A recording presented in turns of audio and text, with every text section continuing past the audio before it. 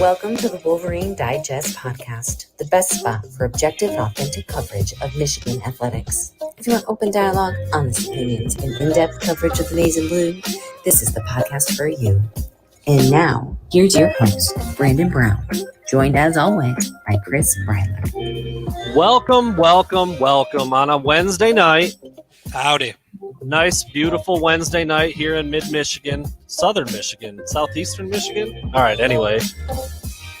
We got a little bit of a thinner show than normal. We had some plans fall through. We had some people expected to be on tonight to talk about Wisconsin. It just didn't happen schedule-wise. So I got a write-up that me and Chris are going to spend some time going through instead of having somebody else go through it with us. But should be all good. I mean, at this point, you know, like, I would think most Michigan fans are a little bit more familiar with the opponents from here on out. I mean, the first three games, it was like, you know, what the hell's going on with these MAC schools? Like, I don't know anything about Washington, but you start to get into the meat of the Big Ten schedule, and people kind of know what to expect. But we will go through some stuff about Wisconsin a little bit more specifically. We'll do that here in a little bit. Chris, we haven't done one of these in a while, so I'm going to throw it at you. I'm going to throw it right at you. One of these What is it? Questions. Oh, boy. Would you rather have to eat, consume, swallow, drink, whatever, for the rest of your life, everything piping hot or everything extremely cold?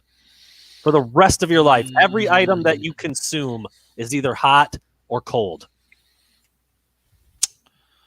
Probably cold. Me because too. That counts as your beverage. Like, I'm thinking, like, when it's hot out and you need you need a cold drink, like, nothing really hits the spot like a cold drink when you're thirsty and you're hot. So the idea of not being able to have that ever again just doesn't really appeal to me. So we'll go cold.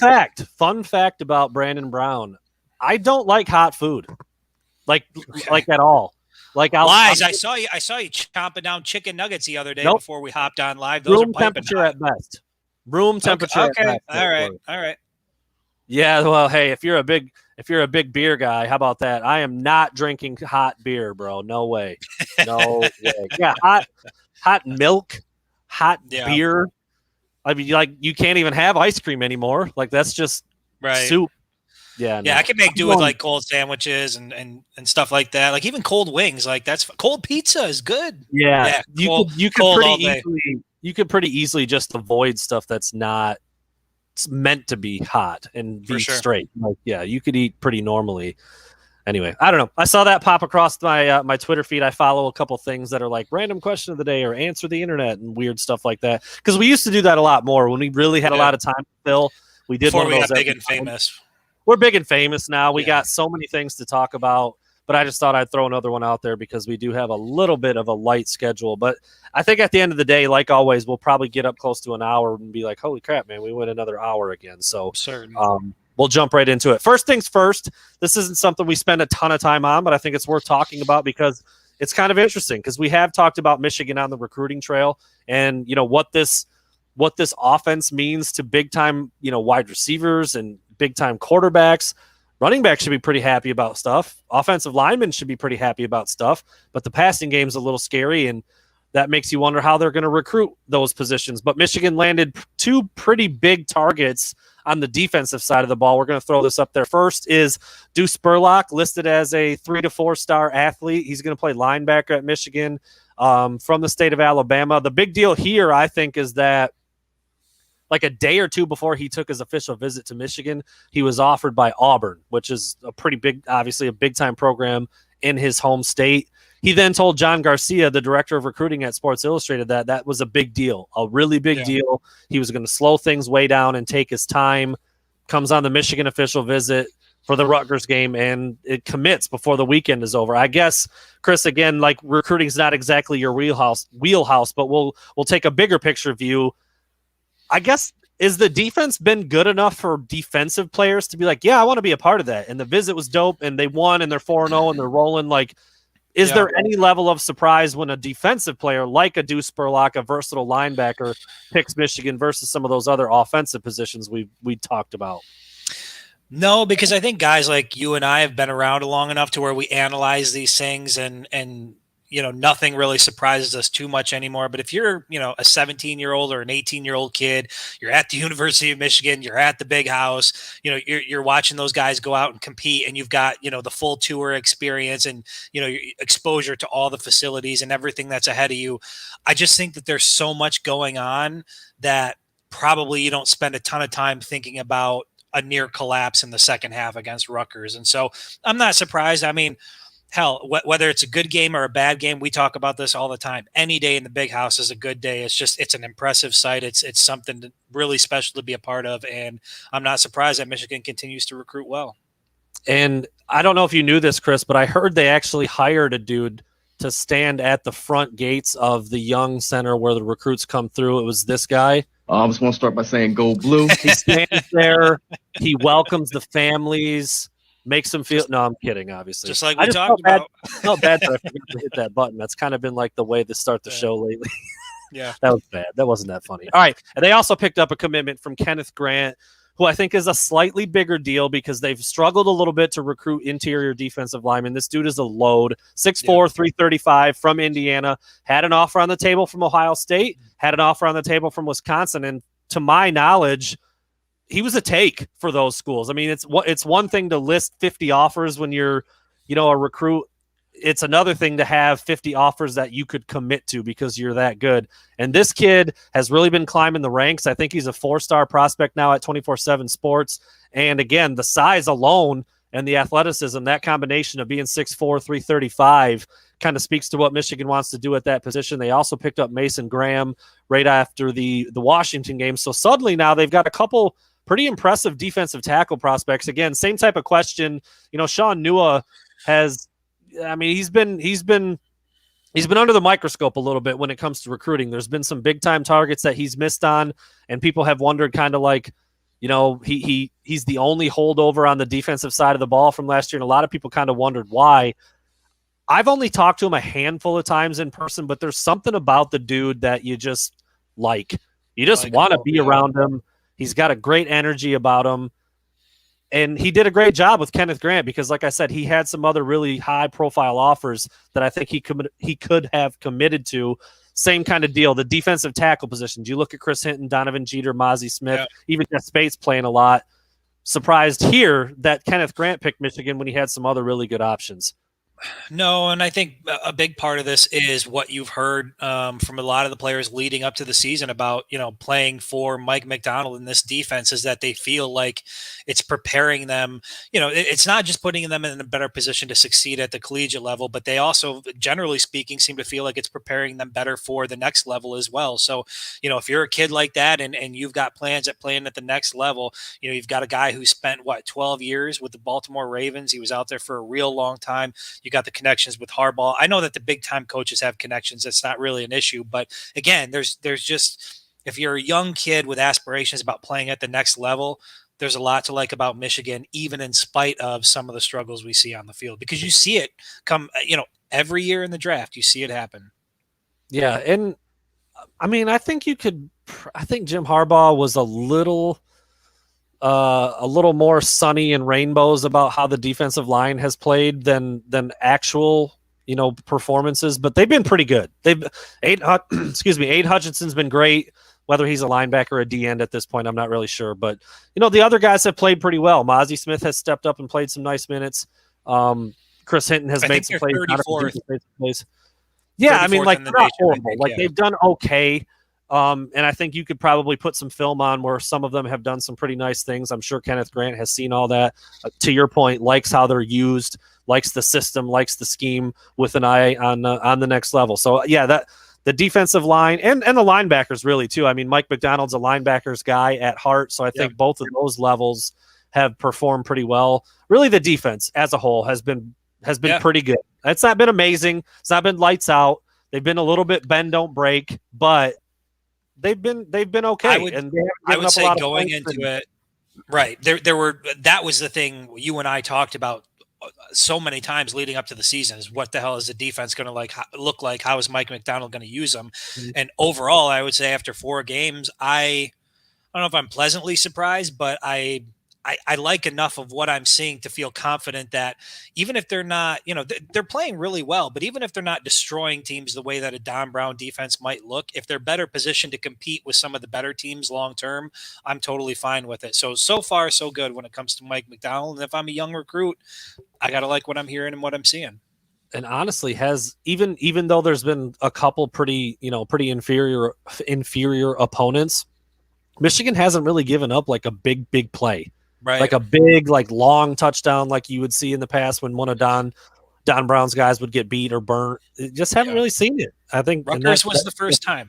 Rutgers was the first time you looked at this defense and you were like, damn, they seem gassed. Like we got to move the ball. We got to get some first downs. And unfortunately, the Michigan offense wasn't. But it was the first time you saw the Michigan defense look a little bit compromised. But again, they didn't give up the big play.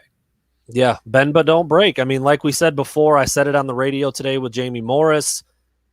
Rutgers literally beat Michigan in every way in that game except for on the scoreboard. And that means something. That means obviously that's the most important statistic. You got to score more points than the other team. But if you just took the scores off and the two teams off and you just looked at what Rutgers did and what Michigan did, you would think Rutgers won that game all day. More yards, more passing yards, better on third down, more first downs, less penalties, less penalty yardage, more time of possession.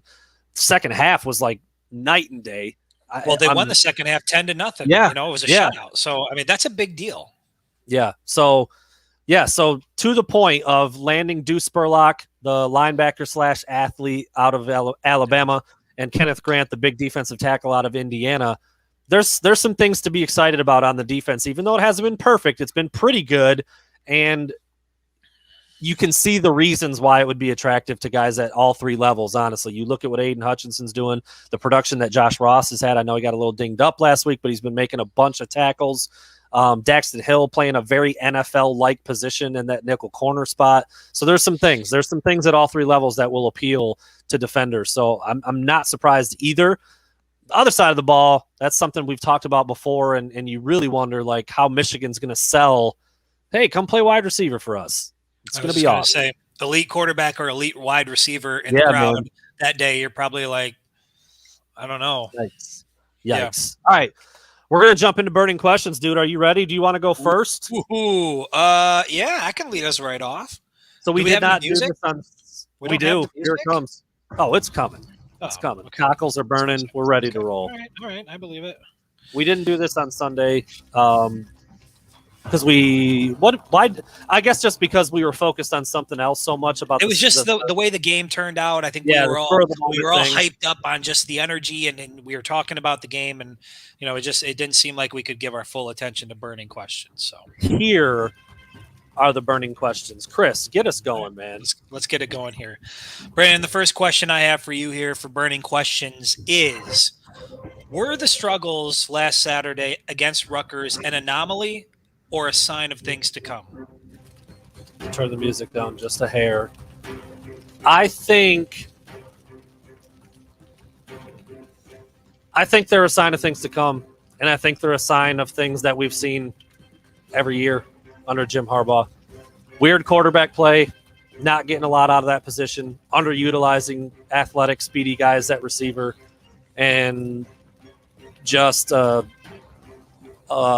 complete lack of creativity on offense and going into a shell, wondering why. I mean, I was talking to Jamie about this again on the radio. Like, it's designed to look like a zone read. I think for like 4 years it's been quarterback do this, but don't ever keep it.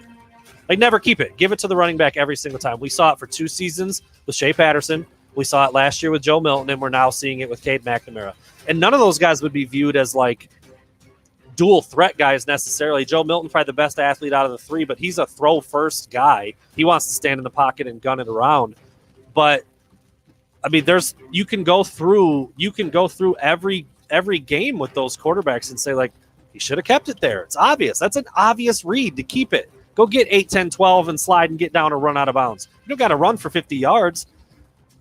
It's just like, we know that Jim Harbaugh and his staff want to establish a physical running game.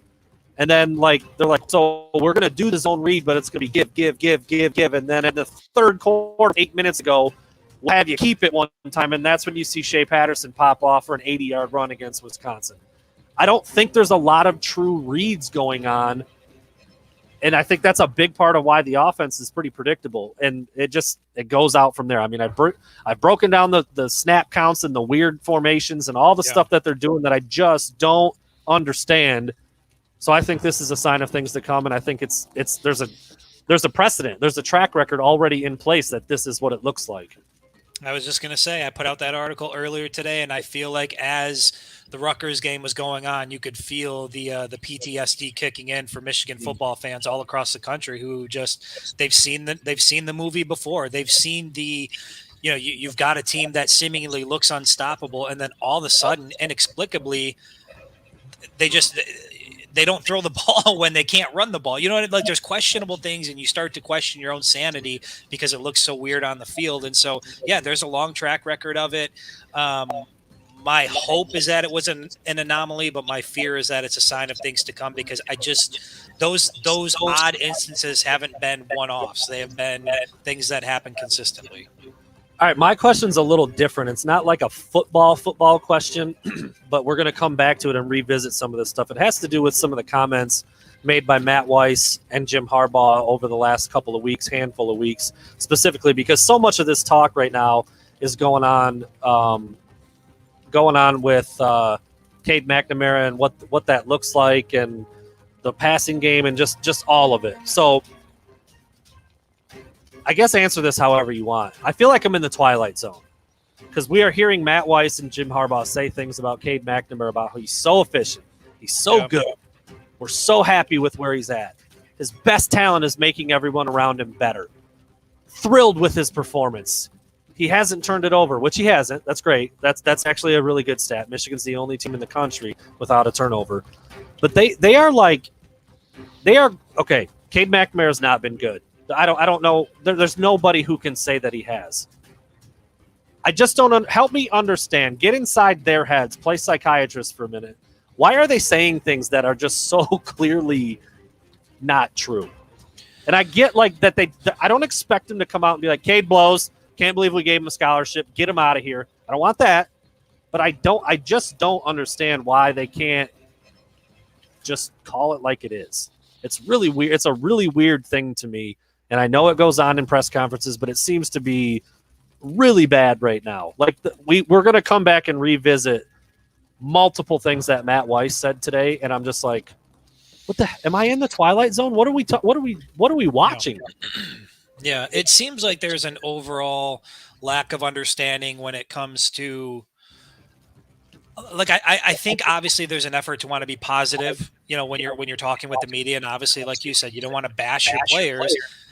But at the same time, it's totally okay to say, look, the quarterback play wasn't good enough today, and it's got to be better if we have any shot at winning the Big Ten championship. Like you see guys like Dabo do that. You see guys like Nick Saban really good at that, saying like, look, we've got a good football team, but today wasn't good enough, and it's not going to be good enough, and we've got a lot to work at.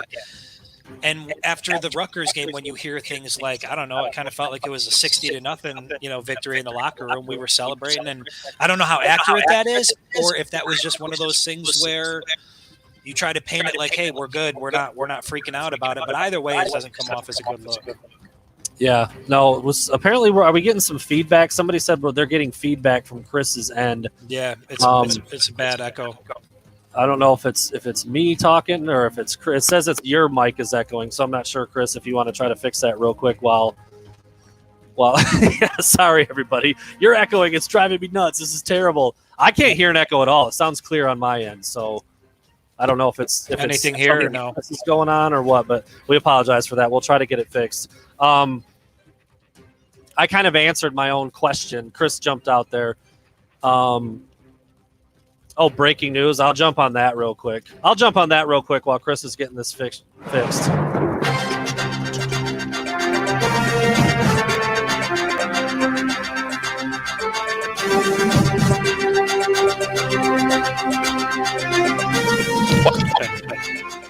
Breaking news. Dylan Tatum, star athlete from West Bloomfield, has just committed to Michigan State, which not surprising at all. Yeah. I think Michigan cooled on him a little bit, but he's a really good player. He's a really good player. He was a major target for Michigan earlier in the process. And obviously with Ron Bellamy being at Michigan now, and he's really good friends with Donovan Edwards and Makari Page, you kind of think like Michigan wants that kid, they're getting him. I'm not one of these people who says, oh, he's going somewhere else, Michigan didn't want him. I don't do that, but I do think in this instance Michigan cooled on him quite a bit. I mean, it's pretty evident by how often or how not often he was at campus and visiting and doing things. But, I mean, you can go to the kid's Instagram right now and look at him decked out in a Michigan uniform. So he had been there before. He was a target at one point, but for now, it just felt like Michigan State made him a much bigger priority, brought him in, and he's committed there. Really nice kid. I've talked to him and met him many, many times. I think he's a really good player. I think he can do things on both sides of the ball. And Mel Tucker has done a pretty good job, and he's going to be attractive to some of these kids that are, I don't want to say under recruited because he had a lot of pretty good offers, but he's going to appeal to some people. So I think that's a good get for Michigan State, and I think Dylan Tatum will be good there. I really do. I don't know if he's going to play offense or defense for them. He was recruited as a defensive player for Michigan, but he does well, as a slot guy, kind of out of the backfield, little kind of Swiss Army knife, does a little bit of everything for West Bloomfield. So anyway, there's a quick shot of breaking news. Gave Chris a chance to get his microphone working. How are we, Chris? Let's hear it. I don't know. How do we sound? Are we back? Are we good? We'll see if we get a comment. Let's get the burning questions music going. God. I know, man. I hate it. That's the thing. You got some technology going on. You're going to have some issues here and there. Live television, folks. We're like 60 episodes in, and we've been pretty good for most. Pretty good for live. Good. I would say for live. All right, Brandon. Next question. There's been a lot of talk, obviously, about the quarterback position this week, the Michigan passing game. I'm curious if a change does come at the quarterback position. At this point, does Alan Bowman even have a shot, or is any change that's made JJ hands down?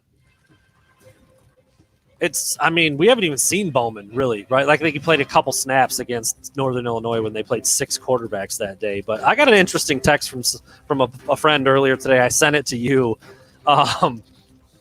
They said, I don't care if Alan Bowman only knows 10 plays. There is a whole body of work that shows that he's better than anything Cade McNamara has done, which is like, it's true. I'm not saying like he's the guy, get him in there, play him. I think JJ is going to be your future quarterback. It makes more sense to just go that route if you do make a change. But it is kind of funny how, Alan Bowman has put up some really big numbers in his career. He's not like an all-world guy. He's not a guy like, locked to play in the NFL. But at least he's done it. He's done it on some levels against the Oklahomas, the Texases of the world, other teams with good players. So, that's why I thought when he came in, he'd have a real shot to play. I've never been overly enamored with Cade McNamara. I don't think he's a game changer. I don't think he does elevate people around him. I just don't think that's who he is. Through 4 games, he's been exactly that or less, in my opinion. But I think if there is a move, whenever that happens, it's going to be JJ. At this point, that's how it's played out. He's the first QB in off the bench. He's your future. That's the guy you play. If a move is made.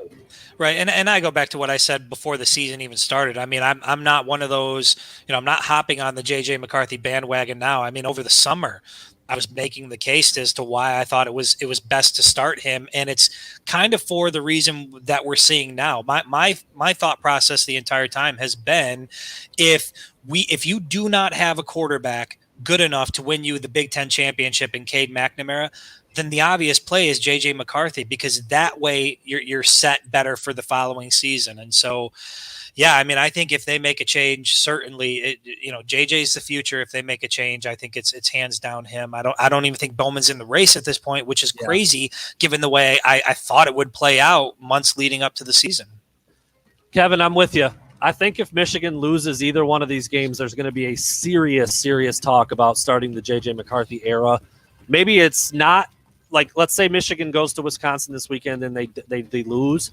I don't know if you want to give JJ his first start on the road the following week at Nebraska, but that home game against Northwestern, that might be the start of the JJ McCarthy. I was going to say era. Weren't we close to the start of the Dylan McCaffrey era during the Wisconsin game? I think he came in for what? He came in for Patterson, and then he got his block knocked off, and then Patterson had to come back in, right? I think that happened in Madison as well. So, if you are going to turn to JJ, I certainly don't think you do it in Madison, especially if the wheels come off. I think at this point you gotta ride or die on Saturday with McNamara. You can't or can't. I mean, that's a good question. Is it even fair to put JJ in that spot if that's the way things go? I guess it's what you signed up for, right? Yeah, that's why you're there. Michigan quarterback. There you go. He's as confident as they come. I mean, he'll want it. Yeah, he'll want it, and he'll do his damnedest to thrive in that situation. I don't know if he would, but he won't be shook. He won't be afraid of the moment, or the lights won't be too bright. Chris, I gotta know, why aren't the skill guys playing more? Why aren't the skill guys? Why isn't AJ Henning, Roman Wilson, Donovan Edwards? Why aren't they playing more?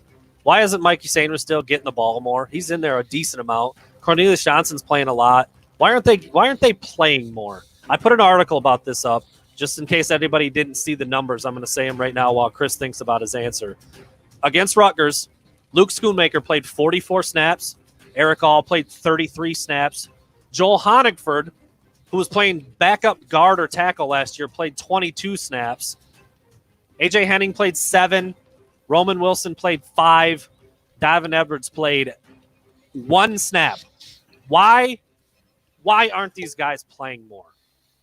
Beats me. I mean, you recruit fast, athletic guys so that you can use fast, athletic guys on the football field. And you go back to what you saw Saturday against Rutgers with an offense that's dead in the water. Like, even if you don't, let's just say you don't want to pass the ball with Cade McNamara. Let's say you have zero faith in his ability to pass the ball. Let's say that a hit he took earlier in the game had him rattled and he wasn't, his marbles were rocked and he wasn't all there. There's still no reason why you can't turn around and hand the ball off to AJ Henning or Roman Wilson on a jet sweep and at least give them the opportunity to spark the offense. So why aren't those guys playing? I have no idea. They're fast, they're playmakers, they're dynamic, they're hard to tackle. Get them in the open field, they're a problem. Why they're on the sideline, I have no idea. And I'm not trying to take a shot at the tight ends because they've actually been fine. They've been good. Sure. And they've done what they've been asked to do. They've been good in the running game for 3 games anyway. And Eric All, I think, is a threat up the seam and to make some plays. Like, I'm fine with them playing, but if it's at the complete expense of those other, like, seriously, the Rutgers game started. They ran it 6, 7, 8 times in a row right out of the gate, marching right down the field. Then guess what? They spread it out. They spread it out and go 3 wide. And the 3 wide is Luke Schoonmaker, Eric All, and Joel Honigford. And your first pass of the game is a 10-yard out to Joel Honigford, who was playing guard last year. What are they doing to people watching the game of football? Yeah. I don't understand how you justify that. And that's just the first drive, and the first drive was fine. They scored a touchdown. Cool. What about in the second half when you literally had one of the worst offensive halves of football I've seen in my life? Right. Like, that's not hyperbole. Well, and you're, and the people are going to come back and say they're 4-0, something must be working. Yes, they're 4-0, but you could see it wasn't working against Rutgers in an entire half of football. So the idea, the belief that you're going to be able to do this through the Big Ten schedule, you're not. So that's why there's this constant harp from guys like us to you got to do something different. You've got to get these guys involved now, because even if you're doing it in practice, we've already said this, if it's not happening on the field, it's really not happening. Until that happens, you don't know what you have. And so I have no idea why they're not doing it. It's baffling. And I think most people agree with you, particularly when it comes to AJ Henning. I mean, AJ Henning's got a 75-yard touchdown on the year. He's averaging 28 yards a touch. Yeah. Give him a couple. Sure. Give him a couple touches. Is your offense struggling? Put him on the field. Put the ball in his hand. See what happens. I don't know. Take a shot. All right, let's move on. Brandon, I've got kind of that's not really big picture. It's about this weekend. There's a lot of talk about how big of a game this is. And I think some people thought that maybe the shine came off because Wisconsin's 1-2, but I think based on the numbers, Wisconsin's only 2 losses came to top 10 teams. So they're no slouch. Here's my question. What's at stake this weekend? By the time the clock hits 0, what will the result tell us about the University of Michigan football program? I still think this game is huge. I think it's huge. I think it goes so far. Look, man, you don't have to apologize for Wisconsin not being as good as they typically are. That's a hard place to play. Cade McNamara has never played in front of an away crowd. it's a place you haven't won in 20 years. I know it's only been 5 tries, but it's still 20 years. I still think it's a huge game, and I think it will change. I mean, there's a couple things you won't be able to say anymore, which is fine. That's a good thing for Jim Harbaugh. Not being able to win on the road against a favored team. I know Wisconsin's not ranked anymore. I almost said ranked opponent, but that's still Wisconsin. They're still going to play physical. They're still not going to screw up. It's still Paul Chryst, who's been there for 100 years. It's still Jim Leonard, who's one of the better D coordinators in the Big Ten or maybe in the country. Right. It's a big game. And this is the kind of game where if you go in there and your offense blows and you squeak it out and you don't have a first down and you do this, you do that, and you win 14-10, that's a gritty win. Beating Rutgers by 7 when you're supposed to win by 25 and you look terrible doing it, that's not gritty. That's fortunate. Rhymes with gritty. Yeah, rhymes with gritty. Very, very, very much so rhymes with gritty. No, I think you can start to answer the question a little bit about, okay, this team's not perfect, because I don't think they're going to have a lot of success throwing the ball. I think so. I'm kind of predicting the future here, but I think you come out of it say it's not perfect. The offense still needs some work, but there's some resolve there. There's some attitude there. There's some nasty. The defense is okay. It's going to hang up and hold up. It's going to hang on and hold up. I still think it's a huge deal. You win that game, it's a very, very big deal. And then you're 5-0, and you're probably 7-0 when you go to Lansing and play the Spartans at the end of October. Yeah. Yeah. Well, here's the thing about Wisconsin. Wisconsin, again, they have 2 losses, but they're still a bunch of bullies. I mean, that is still a physical team, and they've already gone toe-to-toe, like I said, with 2 top 10 teams. So, A, they're battle-tested. B, they're pissed off about the way the season's gone. And C, they're back home in front of their home crowd. And then when it comes to Michigan, especially when you saw what happened against Rutgers, this seems like the type of game at this point in the season that Michigan goes into and completely collapses. Even when it seems like it's a game they should win, this is the type of game that Jim Harbaugh and his football team, they've developed a track record of dropping the ball in these types of games. So I don't care that Wisconsin's 1-2. I've seen people saying, well, yeah, it's only a big game if Michigan loses. If they win, it's not a big game. No, this is a big game. If Michigan goes into Wisconsin, I don't care if it's close. I don't care if it's a blowout. If they look like a team that's ready to handle their business and they come out with a W, that is a massive success by any stretch of the imagination. I agree. I've seen that floated around like, oh, just wait. If they beat Wisconsin, people are going to shit on it. I won't. I mean, I'll still point out if there's shortcomings. I'll still point out if there's some things that don't look right. I'll still point out, cool, you won this weekend, but I don't think that works long term for the really good teams because Wisconsin's down this year. There's no doubt about it. Like, Penn State goes into Camp Randall, gets a win. I don't think Penn State's a world beater. They're pretty good. They're down, but they're also averaging. They're giving up 23 yards rushing. That's an incredible number. That's elite. That's an incredible number when you've played Notre Dame and Penn State. Right, 2 top 10 teams. That's an incredible number. And they've had a bye week, so it's only 3 games. That's an incredible number. Yeah, it is. And Michigan's inflated. They padded the stats in those first 3 games running the ball. I mean, sure, one of them was against Washington. That's a Power 5 team. But let's be honest, the other 2 were MAC schools. Michigan should run the ball pretty easily against those schools. We'll see. We'll see what it looks like. I expected Michigan's rushing attack to look against Wisconsin this weekend like it looked against Rutgers last weekend. That's what I thought it would look like. And that's why I picked this game to be, and we'll get into it later, but before the season even started, I picked this as a loss for Michigan. And that's why I just feel like they've got some big boys up front. And like I said, Michigan's got a track record of dropping it. So, all right. My next question was actually going to be about the JJ era thing, but we've kind of covered that at this point. So I'm going to skip over and just it's all the same stuff we've been talking about. It's kind of big picture. It's a 2-parter. I want to know, I'll just ask it. First part, can this offense be better? I think there's an obvious answer here. Can the offense be better, and will it be better? Those are 2 different questions, in my opinion. Yes, it can be, but if history is any indicator as to what we can expect, the answer is no. And it's been it's been a consistent theme throughout the Harbaugh era. And, you'd have to go back. I'm a little bit fuzzy on Hoke and Richard because we're so far removed from it. But, during the Harbaugh era, one of the biggest complaints has been the lack of putting good talent in a position to succeed. And we know that this offense is tremendously talented. You go down the roster, you name the skill guys, you look at the running back room, you look at a guy like a JJ McCarthy or even a Cade McNamara, who's been in the program for 3 years at the University of Michigan, at an elite program, who should be performing at a level that's, just much, much higher than what he is now. Does it change? It hasn't changed, so I guess my answer is I hope so. But until it does, I guess you kind of have to say, it doesn't sound promising or look promising. I'm with you.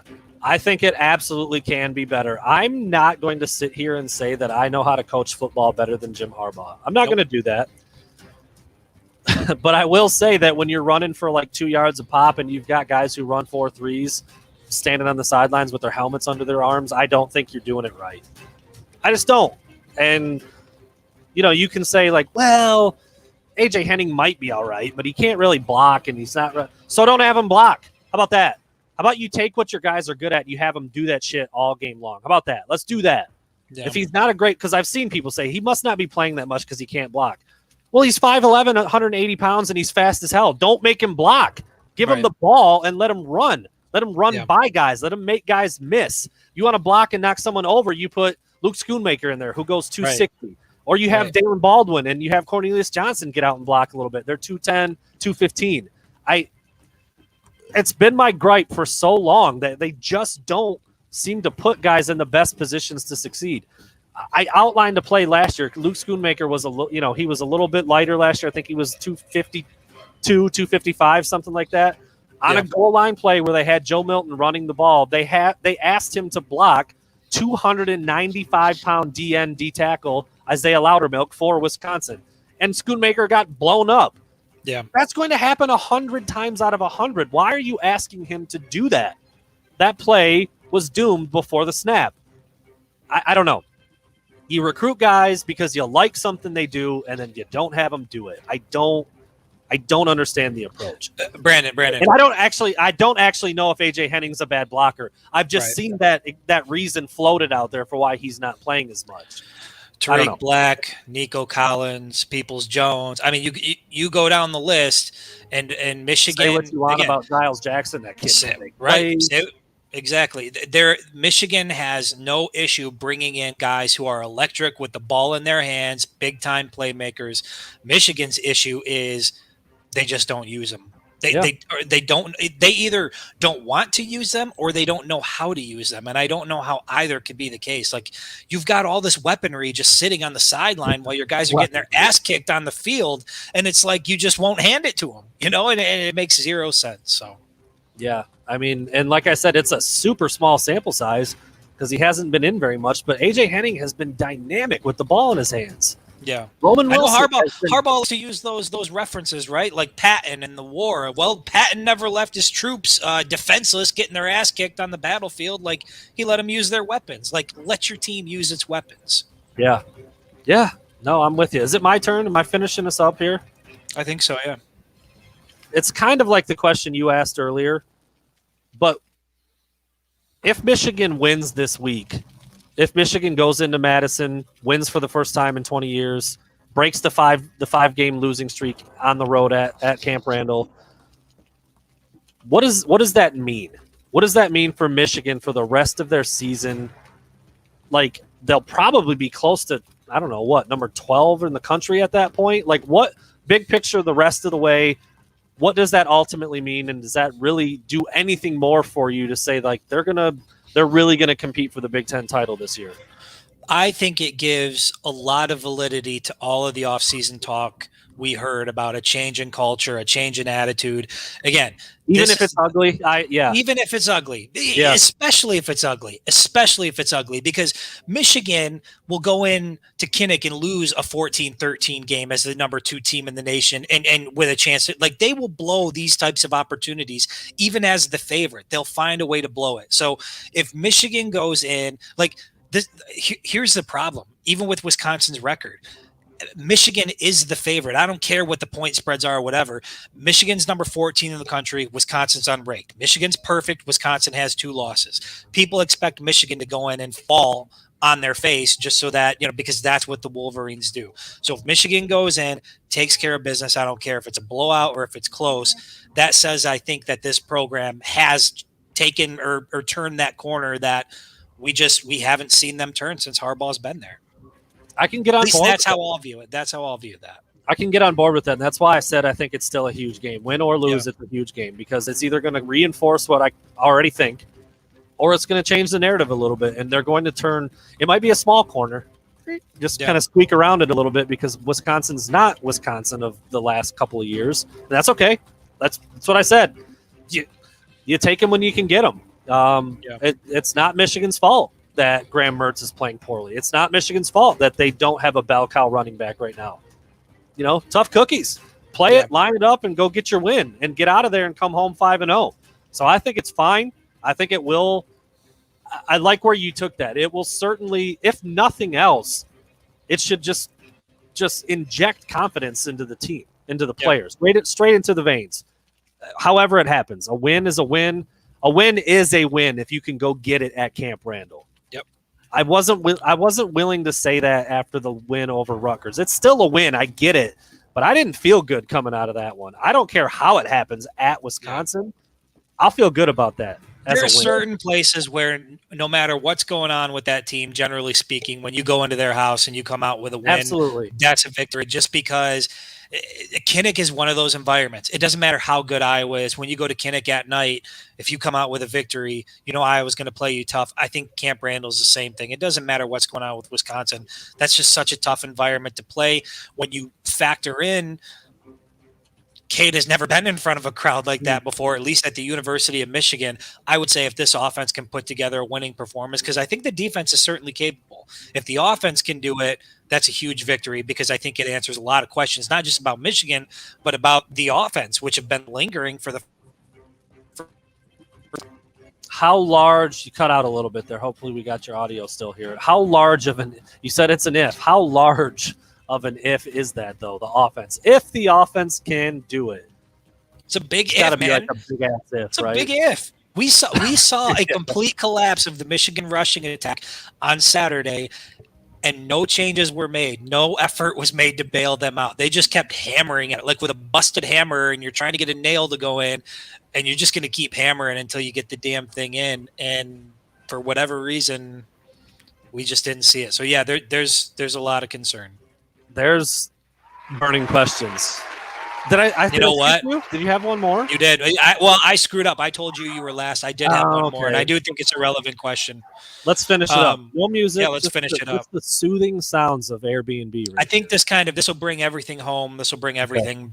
This is really what it's all about.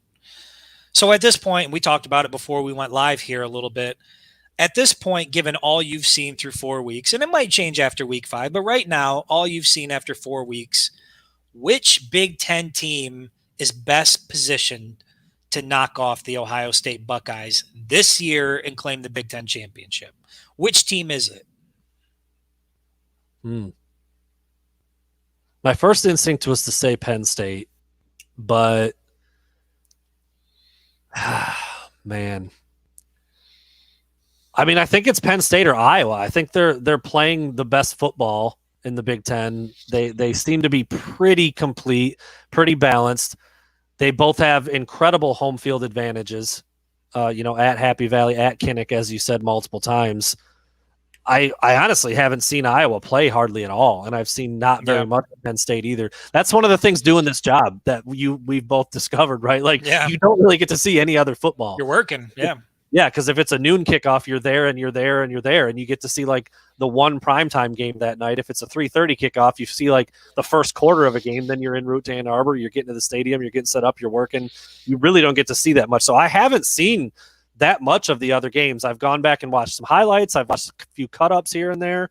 But my first thought was to go Penn State with Iowa like right there. So I mean they're the highest ranked teams right now. They both have some impressive wins already early on this season. That's who I would say. That's not a stretch. I'm not like going out on a limb there. They're ranked the highest and they're playing the best right now. As much as I hate to say it, it feels like I'm just basing this on a feeling. It feels like it's the Spartans. Ooh, Michigan wow. State. I know that They've hurt just me to say that hurt me to say it, but we've seen it before. Like we've seen Michigan This kind State of go team, right, grinder. go to Columbus, Yeah. knock off an Urban Meyer coached Buckeye team. Like they kind of seem like they're built like that a little bit. Like they've got that chip on their shoulder. They're just like, whether or not they win, they're gonna knock you around a little bit, and you're gonna know that you played them. To me, they just feel like they've got the right things going to where they're best positioned. But I think the obvious choice is Penn State. I mean, they're the number 4 team in the country. They've obviously they've beaten the Wisconsin, they've beaten Auburn at home. They're probably the most battle tested team out of the group. So, between them and the Spartans, but there's just something about the Spartans team that I can't believe I'm even saying this about them 4 weeks into the season, but. And they're talented. Penn State's talented. They recruit well. Yeah. They've got athletes. Always. They've got playmakers. Always. Yeah. So I think when you've got a team like that, they can be dangerous. That's why Michigan State they've been really impressive this year. They're so much better than I thought they would be. Where is that one at? Is that one in East Lansing? That's a good question. I'm not sure about where you can kind of look that up as I fill in my thoughts on that. But yeah, what's so crazy is because before the season started, you would be laughed out of the building for saying that. Right. I mean, seriously, you would. You would be laughed out of the building. I had that chalked up as a guaranteed win for Michigan, even though I know what happened last year. I'm fully aware, but man, dude, I don't know. So it's in Columbus. Okay, Michigan State plays Ohio State in Columbus, and it's November 20th, the weekend before Michigan Ohio State. Okay, all right. Well, there you go. They could, which is exactly the type of game the Spartans would go in, knock off the Buckeyes, take away the glory from Michigan. You know what I mean? Like I could just see Ohio State off to come back and just run a train on Michigan, right? There it is. That's the kind of way. That's the way that kind of stuff plays out. Traditionally, yeah. Too often. All right, we're going to wrap up with this last little comment, this last discussion. I'm an avid anti-press conference guy. I think they're horrible. I don't like going to them. I don't think you get a whole lot out of them. I've been pretty open about that. Let me rephrase that. With coaches, I like hearing from the players. A lot of times they kind of approach things the same way the coaches do. They're kind of told what they can and can't say. Don't go here. Don't do this. Don't do that. Just a bunch of company men towing the company line. But a lot of times, like, I still like hearing from the players, even if it's not like super, super deep dive stuff. It's still cool to hear a Blake Corum talk about a big game, to hear to hear a Cade McNamara talk about a come from behind win whatever. Like, that's cool to hear. Earlier today, Matt Weiss spoke to the media for a handful, 10, 12, 15 minutes, whatever it was. And he said so many things that I can't believe he felt like he had to say this. We've talked about this before. I never need a coach to sit in front of us media people and say that player sucks. Can't believe I had him in the game. It's the worst quarterback I've ever seen. I'm pulling his scholarship. I don't need that. I'd settle for just being truthful, just keeping it real. We weren't very good today. Passing game wasn't clicking. Yeah. Running game got stuffed, and we should have switched more. Like, those are all things I would have liked to hear after the Rutgers game. We didn't hear any of that stuff. Today, Matt Weiss said several, and it's another thing. I can understand, in the middle of a quote, you say something about a quarterback, and that's it. Matt Weiss literally said 10 things today that were so deliberate and just so off base that I just wonder what message is being sent to the team. I'm going to throw these up, kind of read through them. People who are watching, obviously, if you listen to this on playback on the podcast, you're not going to see these, but we're going to read through them. These are some of the things that Matt Weiss said about Cade McNamara today. We've won games, and we've won games. A big part of the reason is because of Cade. He has completed passes when we've thrown the ball, 62%. He's been very efficient. We're thrilled with where he is. I see it, Chris. Oh, I leaned the wrong way. we're really happy with where he's at and how he's played. Cade is the starter because he's earned it. We're really happy with both guys, but the idea that Cade somehow waited his turn and that's the way he's playing, it's all about Coach Harbaugh, the team. I think we've pushed the ball down the field pretty well. Say what? Am I on mushrooms? Come on. Like I said, I don't need him to come out and bash what he's done, but what the hell are you talking about? Right. What? Push the ball down the field pretty well. Huh? You're thrilled? You're thrilled with him being 15th in the conference in pass attempts? See, that's the shit that's terrifying. Like, you don't got to say that. Don't say that. No, you don't. That's what I'm saying. Just don't say it. Just don't say that. Right. Like, nobody's telling you to take the slider and move it all the way up to the top and just. But be like, listen, don't they know that at this level? That's don't what you I'm know saying. that? I don't understand it. He's 4-0. It's awesome.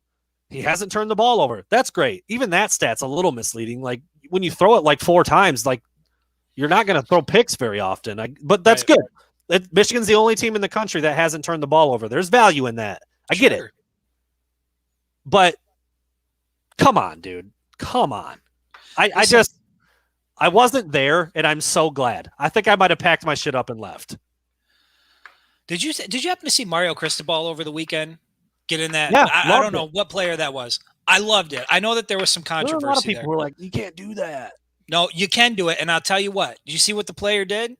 Yes, Stood sir. there, looked him in the eye, took it, and then they moved on. And granted, that's one extreme. But like we were saying before and like we talked about offline, there is absolutely nothing wrong with standing in front of a podium and saying that passing attack was not good enough. That's on me. That's on Cade. And we got to get better at that. We're not going to win another football game with a performance like that. To me, that's not disparaging. That's like a rally call. Like when I played sports, things like that got me going. And I would want my quarterback to be like, to feel rallied by something like that. And it almost comes off when you hear Matt Weiss say, I think we're moving the ball pretty well. He's been pretty efficient. He's been this, he's been that. It almost sounds like a coddling of sorts. And I'm just not sure why there's a need to go out of your way to overly praise when it seems like it would be much more effective to just say, acknowledge reality and say, we've got to be better. That's all you Are we crazy? Are we? Somebody out there tell me, like, what are we missing? I mean, as a grown man, and I'm not trying to like take a shot at them as men, but like as an adult, it doesn't have to be like a man macho thing. But as an adult, I couldn't sit in front of other adults and talk like that there's no way that you believe it. It's not true. So why say those things? It's just bizarre. It's bizarre. And look, we're not at practice. We're not in the film room. I mean, they might be just, tearing the paint off the walls with swearing and yelling at the players because of what they've done or making mistakes. Like that probably does happen from time to time. It still doesn't mean that you have to speak that way to the media. And like people are writing stories off of those quotes. And I'm like, not me. I'm not doing it. I won't do that. That's ridiculous. I'll talk about it. I'll address it. I'll say what I think about those, but I'm not going to transcribe 15 minutes of that. No, I just can't, and again, what we're seeing out of Cade McNamara more closely aligns with what Matt Weiss said earlier in the offseason, where we don't need him to go out and win a game. We don't want him to do that. We want him to take care of the ball, be efficient. Jim Harbaugh, on the other hand, said that his best talent is elevating everybody. He makes everyone around him better. I don't know, man. Show me the instances where it's happened this year. That's what I'm saying. And like another thing that I want to be clear about, I'm not really piling on Cade. I'm not saying like he's incapable. Dude, when you have a kid throw the ball 5 times in an entire half, what can you really expect him to do? Like those 5 throws weren't very good, which is also just a fact. You can just talk about it without being a dick.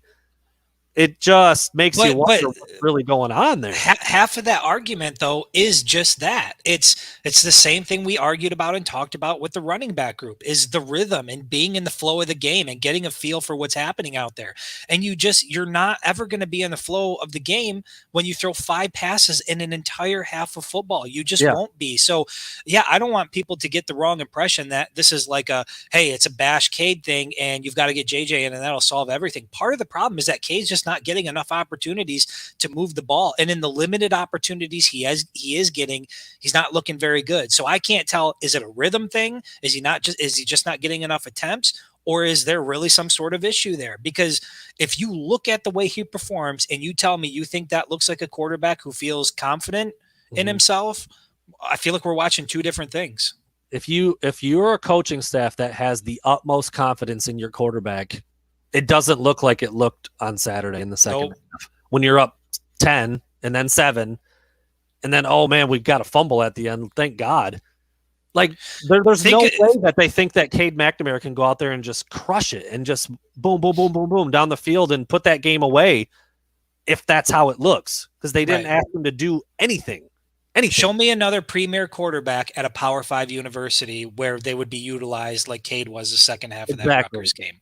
It just wouldn't happen. You'd never see it with a Trevor Lawrence. You'd never see it with a Dwayne Haskins. And not even at that level, like a Trace McSorley. I mean, when Penn State had Saquon Barkley, even Trace McSorley was still averaging like 25 attempts per game, and they had Saquon. Yeah. Like, we've got good running backs here. I mean, Blake Corum might be that. I don't know that we have Saquon yet, but we've got good running backs here. But even with a guy like that, they were still throwing the ball more. Like, you gotta throw the ball. You have to. Yeah. It's just a weird thing. Ever since I started in this business, press conferences have always been like, why do we have to do that? Right. You can't ignore them. You have to go. You got to cover them. You get some good stuff out of them from time to time. I know they don't owe me anything. They don't have to say what I want them to say. I just mean in terms of like generic human nature. It's just a weird way to speak to other adults that are doing a job about a football team that's at the highest level, one of the highest levels. I mean, this isn't like, I don't want to hurt my guy's feeling. He's just a little 6-year-old just getting started in the sport. Like, this is big boy football. Yeah. I mean, if you can't like objectively just speak on facts, I don't know what we're doing there. Well, here's the thing. If you don't want to do it, if you don't want to speak on facts, like if you don't want to talk to the media and say, just kind of say it, like, then just don't do it. Like, just don't go in front of the media. Like, the worst thing you can do is go in front of guys like us and just lie. Like that's the whole thing. Like, we're standing on one side, he's standing on the other side, and everybody there knows that what he's saying is disingenuous. And so it's just a waste of everybody's time. Like, when everybody saw what happened. And so to stand up in front of people and say that, you're moving the ball down the field well, I mean, come on. I'm going to put it up there one more time. What's your favorite one here, Chris? You got a favorite? The last one for sure. I think we've pushed the ball down the field pretty well. I mean, outside of the, just how great the running back group has been, Blake Corum and Hassan Haskins, I mean, when he says weave, is he talking about the offense in general? Is he talking about the passing game? Was the question about Cade McNamara specifically? Because if that was about the passing game, yeah, I don't think so. Those passing stats look real concerning when you take off the 1 or 2 big passing plays that kind of make those stats make sense. Outside of that, you're like 6 of 14 for 11 yards, and you're like, how the hell does that happen? I think my favorite one is we're thrilled with where he is. Yeah, no. Have you? No. Have you seen where he is? At the bottom of every list you would ever want to be at when it comes to quarterback play. How are you thrilled with that? He's not even in the top 14 in attempts in the Big Ten. How could you be pleased with that? How can you say that? I just want to say that if Matt Weiss and I ever work at the same place, I hope I draw his name for Secret Santa, because he's easy to please. That dude is. Isn't it weird that we're 4-0? Listen to us, assholes. Listen to us. I don't care. You know what? You know what it is, though? Because I want greatness. This 4-0, this is a fragile 4-0 from what I've seen. And it feels good right now. But you know what? It's felt good the first 6 years. It always feels good right now. It never feels good in November. Ever. Lee Brannon with the MVP comment of the day. Maybe. Add Weiss. to the TFG. No, I'm not. I'm not going to do that. Not yet. I guess what we're saying here might be worse. It might be worse than that. I don't know. It's just we're just busting their balls. I mean, we just want them to be real. That's not that's not asking a lot. Like if Cade doesn't have a good game and if he's not performing well, like come out and say that, but then talk about what you're doing to address it. But don't get up in front of people and say that you like the way things are looking and that you're moving the ball down the field when clearly you're not. You had 0 passing yards in the fourth quarter. You had 7 passing yards in the entire half in a 1-possession game. Don't tell me you're pleased with that. Yeah. I actually pulled this up earlier. There have been 4 completions on the year of more than 20 yards. Like what? Yeah, and one of them was to a receiver who's not even playing anymore. You're not pushing the ball down the field, man. Like right. 4 over 20 yards in 4 games. All right, well, let's get home safe. Yeah, I don't know. To be fair, I'm a open and honest disliker of press conferences. All kinds. Like I just, I've always had a little weird thing where I just don't really dig them. It's weird that the players, especially in the pros, that the players are like mandated to do them, right? And they don't want to do them. So why are they out there? And like over the last handful of years, like a bunch of NBA players like started bringing their kids out there to like eat them. Yeah. Like what are we doing? What is? I mean, we've talked about it several times that when we sit down and we talk with a guy like Blake Corum, I mean, that interaction for 30 minutes or an hour is so much more informative and enjoyable than, going and standing in front of, 20 people from random news outlets on an afternoon. So I think I just blew my microphone out doing that, by the way. Anyway, could be. We're going to start getting our way on out of here, everybody. Hope everybody feels good. Once again, just eating into a quick hour like it's nothing. You would think. All right, let's say something good on the way out here, dude. Michigan is 4-0. Yeah, they are. Washington. That I had that as a loss preseason, so they're already doing better than I thought they would be. I do like virtually everything I've seen out of the new hires in a lot of ways. Yeah, a lot of ways. I think game planning and like. If that really is Josh Gaddis, and he's not one of the new guys, so that's an unrelated topic. Michigan's 4-0. They're number 14 in the country. I think they have a chance to win this weekend, which before the season I said no freaking way. No, like Wisconsin, Ohio State, I had a stone cold lock losses. No question. I'm not saying even close to that anymore. As I'm sitting here right now, I still don't know what I'm going to say for the prediction this weekend. I don't. I do. Oh, dude, we didn't even do the Wisconsin preview stuff that I got from. We'll throw it on Friday's show. That I got from. We'll come back to it. Yeah. Live from Madison. Wisconsin expert. Go over to WolverineDigest.com right now. Read it. He talks about a strength, a weakness. He outlines 3 players, and he picks Michigan to win. Yeah. So there you go. Let me get us out on this positive. You know why we pound the table and we're as passionate about it as we are? Because I think this is a damn good football team. I think they've got a chance to win the conference championship this year, and they've just got to be better in certain areas. A great quote from 40-year-old virgin. Open up Pandora's box. Play with it. That's what you got to do, man. Open it up a little bit. Play with the toys that you got. Play with it. Yeah. Just play with it. Play with it. Just play with it. I'm out of here. We'll be back on Friday from Madison, everybody.